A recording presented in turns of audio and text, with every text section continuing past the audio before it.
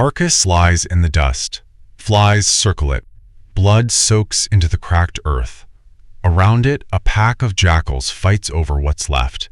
They snap at each other. They snarl. They bark until their throats go raw.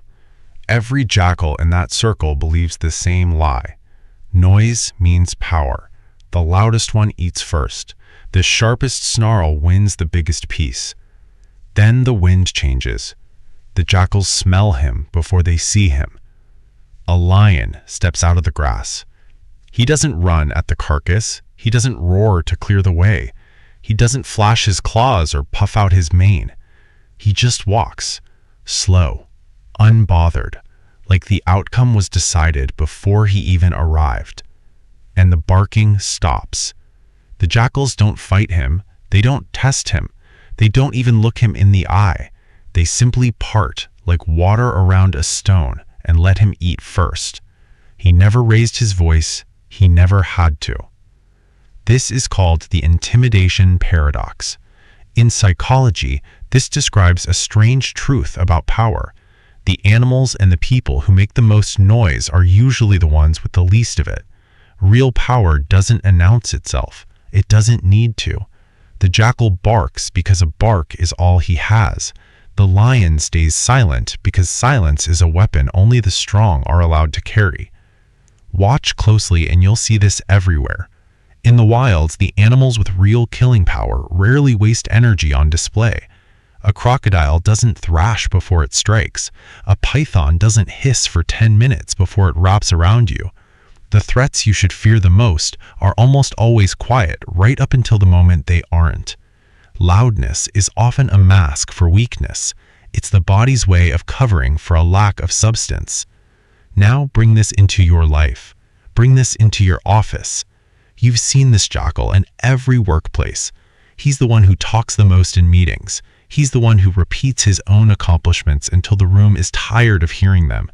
He's the one who gets defensive the second someone questions him, who raises his voice to sound certain, who needs everyone to know exactly how hard he's working.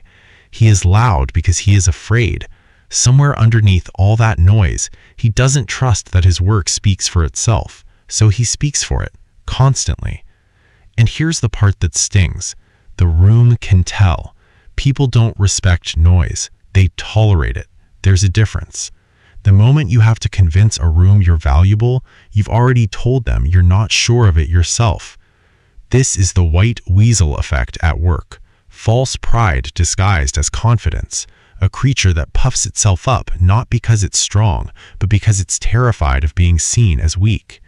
The white weasel doesn't fight. It postures. It performs danger instead of embodying it. And predators who've seen this trick before know exactly what it means. An animal that has to perform strength usually doesn't have any left to spare. High-value professionals don't do this. Watch the person in your office who never has to raise their voice. The one who says less in meetings but somehow gets listened to more. They don't defend every decision. They don't chase credit. They don't explain their worth to people who already know it. Their silence isn't emptiness. It's reserve. It's the same stillness the lion carries into the circle of jackals. People don't test what they can't read, and people can't read a person who isn't performing for them. This is the Intimidation Paradox doing its work in a boardroom instead of a savanna. The less you need the room's approval, the more the room gives it to you. The less you bark, the less anyone dares to bark back. Think about what actually happens when you over-explain yourself at work. You justify a decision 3 times when once was enough. You remind your manager of a win from 6 months ago. You get loud in a disagreement because you need to be right in front of witnesses. Every one of these moments feels like strength in the second you're living it, but to everyone watching, it reads as exactly what it is: hunger. And hunger is the one thing predators are trained to smell. The lion never explains himself to the jackals. He doesn't owe them an explanation. His presence is the explanation. That's what real value looks like. It doesn't request respect. It doesn't campaign for it in group chats and meeting rooms.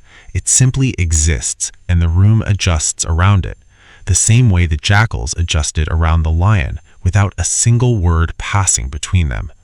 So here is the harsh lesson, and you need to sit with it instead of scrolling past it.